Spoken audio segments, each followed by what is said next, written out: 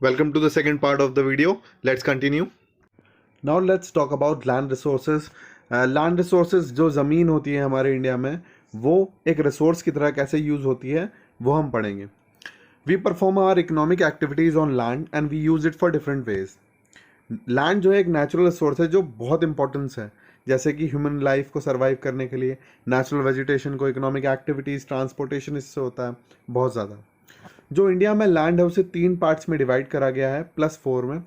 एक होता है माउंटेन्स, जहाँ माउंटेनस रीजन्स, पहाड़ी इलाका. प्लेटोज, ये वो इलाके होते हैं जहाँ माउंटेन्स तो होता है लेकिन जो उनका टॉप होता है वो बिल्कुल फ्लैट एरिया होता है एक तरीके से, तो वो आधा माउंटेन जिसे हम कहते हैं उसे प्लेटोज कहते हैं. देन उसमें हम फिर प्लेन्स की बात करते हैं जो बिल्कुल समतल, बिल्कुल एक क्लियर लैंड होता है, जैसे फॉर एग्जांपल रुड़की, ये प्लेन्स एरिया में आता है. फोर्थ होते हैं आइलैंड्स. आइलैंड वो जगह होती है जो चारों तरफ से पानी से घिरी हुई होती है. 43% जो इंडिया का लैंड है वो प्लेन लैंड है जो कि एग्रीकल्चर के लिए यूज़ होता है. माउंटेनस रीजन 30% है, और जो जहाँ से एक तरीके से आप कह सकते हैं पेरिनियल फ्लो होता है रिवर्स का, माउंटेन से रिवर्स निकलती हैं और फिर प्लेन से होके गुजरती हैं और वो एक फर्टाइल एरिया प्रोवाइड करती हैं. ठीक है. 27% जो एरिया है कंट्री का वो प्लेटो रीजन में है, जहाँ पे rich reserves of minerals, fossil fuels and forest हमारे पाए जाते हैं. जो फॉसल फ्यूल्स है लाइक कोल हो गया वो प्लेटो रीजन में हमें ज़्यादा मिलता है, minerals etcetera. So this is a pie chart in which you can see the distribution of mountains, plains and plateaus. Land को यूटिलाइज करा जाता है, उसका यूज़ करा जाता है अलग अलग तरीक़ों से. जैसे पहला फॉरेस्ट के लिए, मतलब जहाँ पे हमारे जंगल हैं. दूसरा land not available for cultivation, जहाँ पर कल्टीवेशन नहीं करा जाता, कोई क्रॉप उगाई नहीं जाती, उसमें एक है बैरन लैंड या वेस्ट लैंड जो ख़राब पड़ा रहता है, बंजर जिसे हम कहते हैं. दूसरा land put to non agriculture use, जहाँ पे एग्रीकल्चर यूज़ नहीं करा जाता, जहाँ पे बिल्डिंग्स बनाई जाती हैं, रोड्स बनाई जाती हैं, फैक्ट्रीज बनाई जाती हैं एक्सेट्रा. फिर जो तीसरा है, हमने अभी फॉरेस्ट पढ़ा, दूसरा जो कल्टीवेशन के लिए यूज़ नहीं होता. थर्ड अदर अनकल्टिवेटेड लैंड, मतलब कि ऐसा एरिया जो हमने सेकंड वाले में कवर नहीं किया. ये है excluding fallow land. Fallow land क्या होते हैं हम आगे पढ़ेंगे. Permanent pastures and grazing land, जहाँ पे एनिमल्स का चारा चरवाने के लिए उन्हें भेजते हैं, जहाँ पर शीप्स हो गई, काव हो गए, वो अपना घास चरते हैं, वो वाले एरिया उन्हें पास्चर्स लैंड बोलते हैं. Land under miscellaneous tree crops groves not included in the net sown area, तो ये कुछ पेड़ जो होते हैं जहाँ ग्रूव्स फॉरेस्ट होते हैं, मैंग्रूव्स जिसे हम कहते हैं एक तरीके से, वो उगाए जाते हैं. जहाँ टी क्रॉप्स जिसे कहते हैं, हमारी क्रॉप्स जो पेड़ों के रूप में होती है, ये नेट सोन एरिया में हम नहीं करते. नेट सोन एरिया क्या होता है हम आगे पढ़ेंगे. Culturable waste land left uncultivated more than 5 years of agriculture years, जो लैंड 5 सालों तक एक तरीके से यूज़ नहीं किया गया एग्रीकल्चर के लिए, वो कल्चरलेबल वेस्ट लैंड में आता है. ठीक है. और ये किसका पार्ट है? अनकल्टिवेटेड लैंड का पार्ट है. फोर्थ है फैलो लैंड्स, जो हमने यहाँ पढ़ा था. देखिए थर्ड वाला में पढ़ा था एक्सक्लूडिंग फेलो लैंड्स. तो फेलो लैंड्स क्या होते हैं? एक होता है current fellow, left without cultivation for 1 और लेस देन 1 एग्रीकल्चर ईयर, जो 1 साल के लिए छोड़ दिया हो, जहाँ पे कुछ ना उगाया हो, या आधे साल के लिए कुछ ना उगाया हो. Other than current fellow left uncultivated for the past 1 to 5 agriculture years, 1 साल से लेकर 5 साल तक उस पर कुछ ना उगाया हुआ हो. 5 साल से ज़्यादा वाला किस में आ जाता है? वो अनकल्टिवेबल वेस्ट लैंड में आ जाता है, वो एक तरीके का वेस्ट लैंड बन जाता है. और फेलो लैंड अलग होते हैं, ये होते हैं 6 महीने तक यूज़ ना करा हुआ, या फिर 1 साल से 5 साल तक यूज़ ना करा हुआ. फिर फिफ्थ जो है नेट सोन एरिया, जहाँ पे हम क्रॉप उगाते हैं, एग्रीकल्चर करते हैं. Area sown more than once in a year, जहाँ पे 1 साल में 2 बार खेती होती है या 2 से ज़्यादा बार खेती होती है. Year plus net sown area is known as gross cropped area. Area sown more than once in an agriculture year plus net sown area is known as gross cropped area. अब देखिए जितना भी टोटल हमने उगाया है वो, और कितनी बार उगाया है, उसे प्लस करके हम ग्रॉस क्रॉप्ड एरिया निकालते हैं. बट आप बस ये ध्यान रखिए नेट सोन एरिया वो वाला एरिया होता है जहाँ पर एग्रीकल्चर किया. Land use pattern in India. India में हम लैंड को कैसे यूज़ करते हैं हम उसके बारे में पढ़ेंगे. अब देखिए फिजिकल फैक्टर्स भी इंपॉर्टेंट रोल प्ले करते हैं और ह्यूमन फैक्टर्स भी. फिजिकल फैक्टर्स क्या है? टोपोग्राफी, उसका नेचुरल हैबिटेट कैसा है उस जगह का, क्लाइमेट कैसा है उस जगह का, सॉइल टाइप कैसी है, वहाँ पे मिट्टी कौन सी पाई जाती है. और ह्यूमन फैक्टर्स जैसे पॉपुलेशन डेंसिटी कितनी है, कितने लोग रहते हैं वहाँ पे, जो हमारे लेटेस्ट इक्विपमेंट्स वहाँ पे पहुँच पाए नहीं पहुँच पाए, वहाँ का कल्चर कैसा है, ट्रेडिशन कैसा है, etcetera. Total geographical area of India is 3.28 million square metre, million मतलब 10 लाख, तो 30 लाख के आसपास स्क्वायर किलोमीटर के आसपास एरिया है। Land use data however is available only for 93% of the total geographical area because land use reporting for most of the northeast states except Assam has not been done fully। सिर्फ आसाम को छोड़कर सिर्फ आसाम का हुआ है एक तरीके से, और बाकी जो नॉर्थ ईस्टर्न स्टेट्स हैं उनका जो एक तरीके से आप कह सकते हैं रिपोर्टिंग वो नहीं हो पाई है अभी तक। इसलिए वो जो 3.28 मिलियन स्क्वायर जो हमारा एरिया है उसका सिर्फ 93% का हमें अभी तक नॉलेज है, बाकी 7% नॉर्थ ईस्टर्न है। Moreover some areas of Jammu and Kashmir occupied by Pakistan China have also not been served.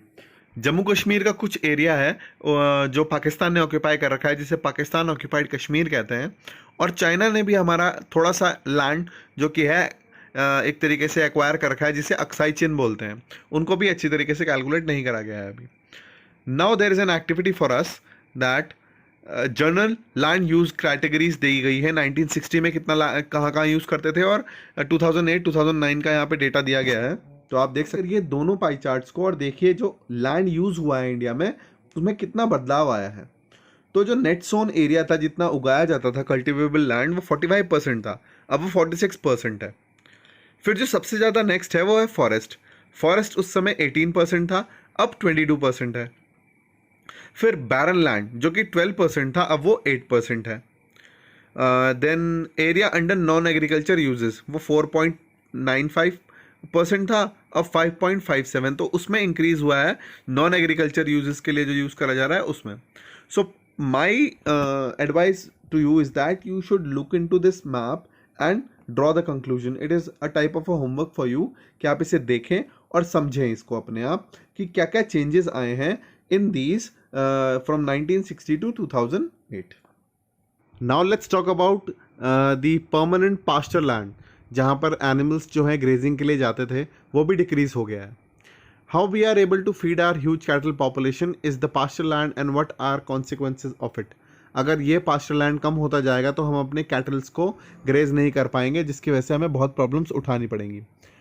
Most of the other land than the current fallow lands are either poor quality and cost of cultivation is so much high। अब देखिए जो fellow lands होते हैं वो lands होते हैं जो एक साल तक कल्टीवेट ना किए जाएं, करंट फेलो लैंड जिन्हें कहा जाता है। अब उनको छोड़कर जो दूसरे लैंड्स हैं वो इतनी पुअर क्वालिटी है उनकी कि वहाँ पर उगाया नहीं जा सकता कुछ भी, और जो कॉस्ट ऑफ कल्टीवेशन आती है वो भी बहुत हाई है। इसलिए उसे हम जो नेट सोन एरिया है, जिस नेट सोन एरिया मतलब जहाँ पर हम क्रॉप उगाते हैं या फिर अपनी कल्टीवेशन करते हैं, उसमें ऐड नहीं कर सकते। अगर उन लैंड को भी हम ऐड करते हैं तो हमारा एरिया 54% हो जाएगा नेट सोन, जो कि अभी 46.24% है 2008 में, बट हम उसे उसमें ऐड नहीं करते because it is not fit for cultivation. अगर आप नेट सोन एरिया देखेंगे कि जितने जगह पे कल्टीवेशन करी जाती है, तो पंजाब और हरियाणा का जो एरिया है वो 80% तक आता है, और जो नॉर्थ ईस्टर्न स्टेट है हमारे अरुणाचल प्रदेश, मिजोरम, मणिपुर, उनका 10% भी एक तरीके से एग्रीकल्चर नहीं हो पाता, अंडमान एंड निकोबार भी। जो फॉरेस्ट एरिया इंडिया का वो 33% होना चाहिए था नेशनल फॉरेस्ट पॉलिसी के अनुसार, जो 1952 में बनाई गई थी, लेकिन वो सिर्फ अभी आप पाई चार्ट में देखेंगे तो it is only 22.78%, which is much low than the desired percentage. अब जो फॉरेस्ट हैं they are very essential for the ecological balance of the environment, और जो बहुत सारे लोग हैं जो जंगलों में रहते हैं, जंगलों के पास रहते हैं, उनकी लाइफ डिपेंड करती है इन फॉरेस्ट पे। अब ऐसा लैंड जो कि एक तरीके से नॉन एग्रीकल्चर यूज़ हो, जहाँ पे एग्रीकल्चर नहीं करा जाता, तो उसे हम वेस्ट लैंड बोलते हैं। वेस्ट लैंड जो होता है रॉकी मतलब पथरीला होता है, एरिड सूखा होता है, जो डेजर्ट एरिया होता है वो वेस्ट लैंड में आता है। और नॉन एग्रीकल्चर यूजेस के लिए यूज़ होता है, जैसे सेटलमेंट्स, घरों बनाने के लिए, रोड्स बनाने के लिए, रेलवेज बनाने के लिए, इंडस्ट्रीज बनाने के लिए। Continuous use of land over a long period of time without taking appropriate measures to conserve and manage it has resulted in the land degradation। अब हमने लैंड को यूज़ तो करा, लेकिन हमने उसकी देखभाल नहीं करी, जिससे जो हमारी एग्रीकल्चर फील्ड है वो इनफर्टाइल होती जा रही हैं, और जो हमारे बाकी एरियाज़ हैं वो या तो बैरन है, वेस्ट लैंड में कन्वर्ट होते जा रहे हैं। ठीक है, तो ये बहुत ही बड़ी बात है। and it in turn has serious repercussions on society and the environment. सबसे बड़ी प्रॉब्लम जो हम फेस कर रहे हैं आजकल की जो लैंड है हमारा वो ख़राब होता जा रहा है. अबाउट 95% जो हमारी नीड्स हैं जैसे फूड शेल्टर ये सब कहाँ से आता है, लैंड से ऑब्टेन्ड होता है. Human activities have not only brought about degradation of land but have also aggravated the pace of natural force to cause damage to land. अब देखो ह्यूमंस ने क्या किया, एक तो वो लैंड डिग्रेडेशन करते हैं, देन वो इन्वायरमेंट को इतना पल्यूट कर देते हैं कि लैंड अपने आप पल्यूट हो जाता है. अभी इंडिया में 130 मिलियन हेक्टेयर्स जो लैंड है वो डिग्रेडेड है, मतलब ख़राब हो चुका है, जिसमें से 28% तो फॉरेस्ट को बिलोंग करता है जो ख़राब हो चुका है, जहाँ पे पेड़ भी नहीं उगते. अब 56% जो है इसका वाटर इरोडेड एरियाज है जो पानी की वजह से ख़राब हुआ है. And rest is affected by Celine and alkaline deposits की मिट्टी खारी हो गई है जो अब फर्टाइल नहीं रही. ह्यूमन एक्टिविटीज़ भी जैसे डिफॉरेस्टेशन, पेड़ काटना, ओवरग्रेजिंग, ज़्यादा चरवा देना अपने जो उनके कैटल्स हैं उसको, और ओवरग्रेजिंग जिसे हम कहते हैं. माइनिंग, क्वेरिंग, जब वो खदानें खोदते हैं कोल निकालने के लिए, या क्वेरिंग करते हैं पत्थरों के लिए जो हम सैंडस्टोन यूज़ करते हैं, लाइमस्टोन यूज़ करते हैं उसके लिए, to have contributed significantly in land degradation. तो आप देख सकते हैं वेस्ट लैंड्स कहते हैं इन्हें हम, जो ख़राब हो चुके हैं. 2000 का ये डेटा है. और वाटर इरोडेड लैंड जो है 56% है, forest degraded area 28%, Salian 6% and 10% है विंड इरोडेड एरिया. हवा की वजह से इरोड हो जाती है ज़मीन. आप कैसे देखते हैं?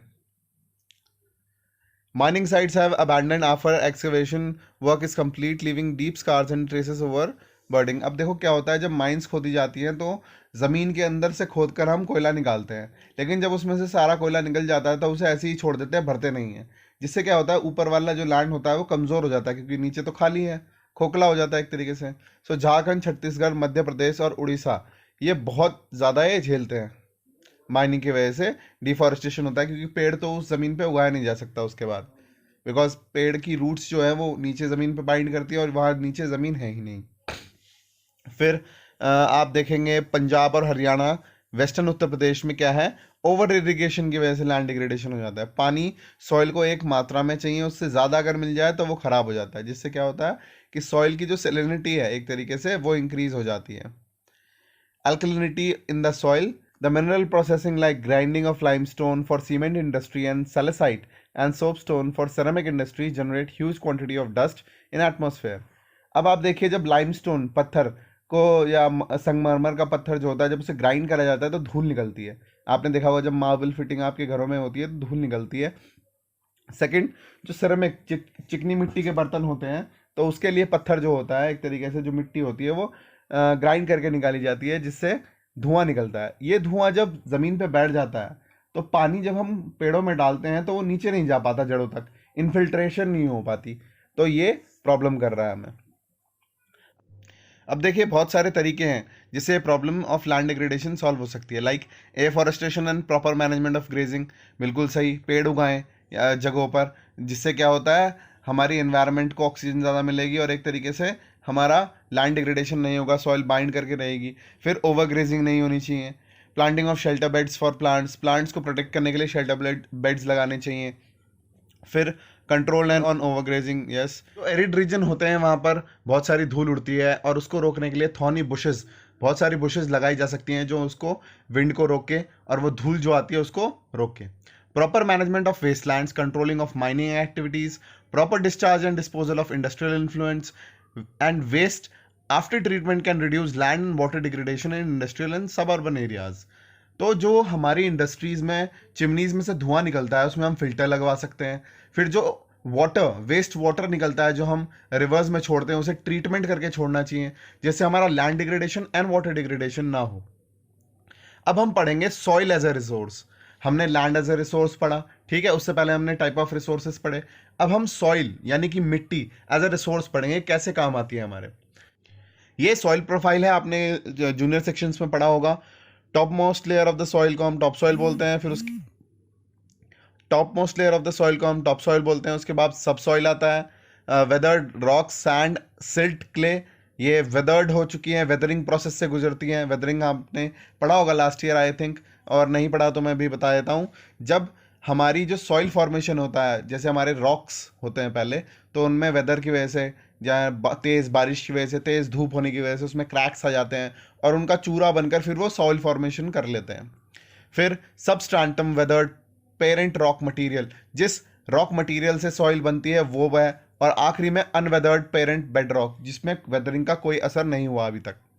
सो बहुत सारे ऑर्गेनिजम्स भी हैं और जो एक तरीके से सॉइल को में उगते हैं। The soil is a living system, soil अपने आप में एक लिविंग सिस्टम है और ये मिलियंस ऑफ ईयर लेती है सेंटीमीटर उगने में।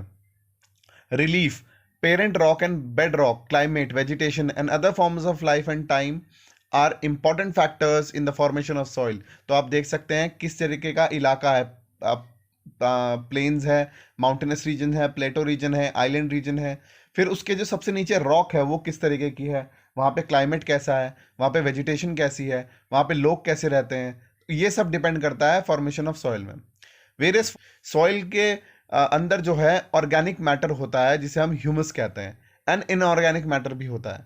On the basis of factors responsible for soil formation, colour, thickness, texture, age, chemical composition, physical properties, soil को क्लासिफाई करा गया है इंडिया में इन सब चीज़ों को देखकर। सबसे पहली सॉइल जो इंडिया में मिलती है वो है एलुवियल सॉइल। ये बहुत ही वाइडली स्प्रेड है और बहुत ही इंपॉर्टेंट है। नॉर्दर्न प्लेन्स जो इलाके हैं वहाँ पर ये पाई जाती है। जो हिमालयन रिवर सिस्टम है, इंडस, गंगा एंड ब्रह्मपुत्रा, उससे आसपास जो भी प्लेन्स हैं, फर्टाइल प्लेन्स, एक तरीके से वो एलुवियल सॉइल से घिरे हुए हैं। These soils also extended in Rajasthan and Gujarat through a narrow corridor. तो राजस्थान एंड गुजरात के भी कुछ इलाकों में ये फैली हुई है।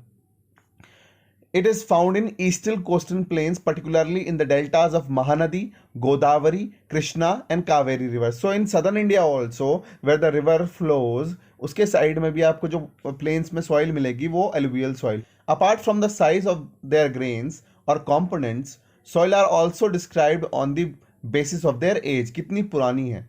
According to the age, alluvial soil can be classified into two alluvials. जैसे एक होती है ओल्ड, जिसे हम बोलते हैं भंगर, और जो एक होती है नई, उसे बोलते हैं खदर। जो भंगर सॉइल होती है इसमें हाई कंसंट्रेशन कंकर्स होते हैं, छोटे छोटे कंकर्स होते हैं, ज़्यादा पाए जाते हैं। और जो भंगर होती है उसमें क्या होते हैं, छोटे छोटे पार्टिकल्स होते हैं। ये आपने 9th क्लास में पढ़ा है आई गेस।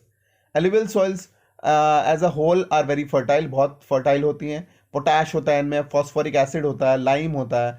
जो आइडियल ग्रोथ होता है शुगर केन के लिए, पैडी के लिए, वीट के लिए, आपके जो वीट उगाया जाता है, एंड सीरियल क्रॉप्स के लिए, पल्सेस के लिए भी। So it is very fertile. Due to its high fertility, regions of alluvial soil are intensely cultivated. बहुत ज़्यादा कल्टिवेट किया जाता है, लोग भी बहुत ज़्यादा रहते हैं यहाँ।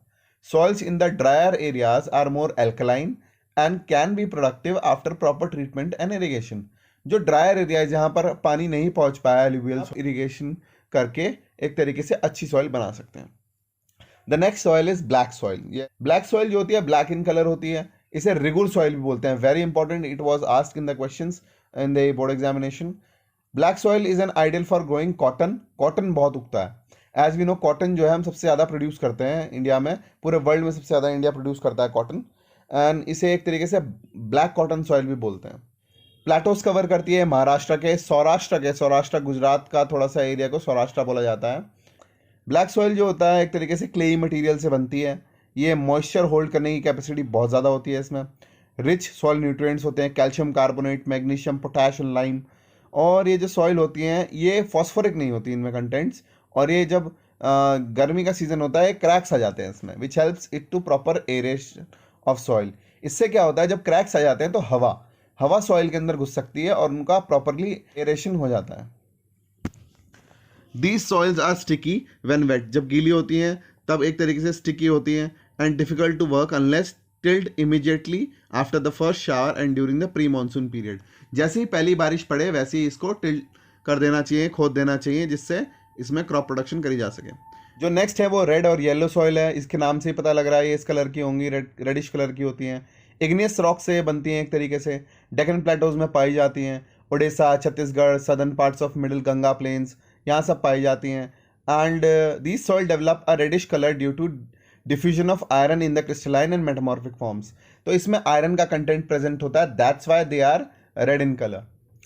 Next is laterite soil. आप देख सकते हैं ये वाली सॉइल पिक्चर में आप देख रहे होंगे, ये लैटेराइट सॉइल है एंड सब ट्रॉपिकल क्लाइमेट में पाई जाती है। With alternate wet and dry season, जहाँ पे बारिश हो और सूखा पड़े, ऐसे जगह पे ये ज़्यादातर एसिडिक होती हैं। एंड जो प्लांट न्यूट्रिशन होता है उनके लिए डेफिशिएंसी होती है यहाँ पे। ये महाराष्ट्र उड़ीसा में पाई जाती हैं, वेस्ट बंगाल में भी थोड़े एरिया में पाई जाती हैं, नॉर्थ ईस्टर्न रीजन में भी। ये एक तरीके से after adopting appropriate soil conservation techniques particularly in hilly areas of Karnataka, Kerala and Tamil Nadu.